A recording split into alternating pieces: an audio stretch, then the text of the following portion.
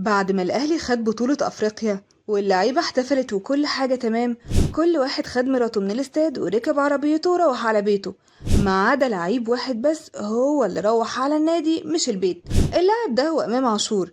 إمام مستني لما الساعة عدت 3 الفجر وخد بعضه وراح على النادي الأهلي، وعمل نفسه زهقان وعايز يقعد جوه في النادي شوية.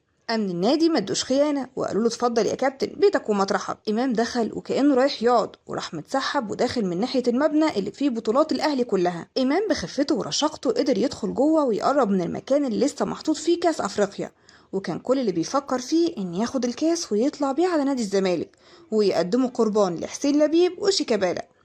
إمام خلاص قرب من مكان الكاس، وأول لما شافه ضحك ضحكة شريرة كده، وخلاص بيمد ايده على الفاترينا الازاز اللي فيها الكاس، لقى الانوار كلها نورت والانذار ضرب والنادي كله اتلم حوالين امام على طول راح شايل الكاس وهددهم انه هيرميه على الارض ويكسره نصين لو حد مسكه او بلغ عنه. وقتها الامن اتصل بكابتن الخطيب، والخطيب قال لهم افتحوا السبيكر عايز امام يسمعني.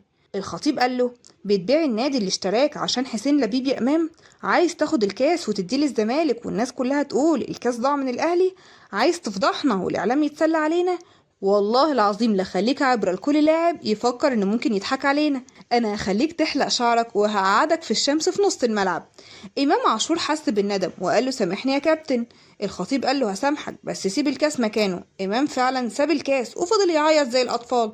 الخطيب قال لهم امسكوه لحد ما اجي ومحدش يلمسه، لما اجي هخليكم كلكم تنزلوا في ضرب. وفعلا الخطيب اول لما وصل كلم الامن اللي في النادي اللي كان عايز يضرب امام، لكن الخطيب رفض وقال له لو اتكررت تاني هزعلك وارميك بره النادي، ولو عايز تصالحني ماتش السوبر الافريقي قصاد الزمالك عايزك تجيب جولين وتعمل اسيست لمصطفى شوبير يجيب جون، لو ده ما حصلش هكسر الكاس على دماغك.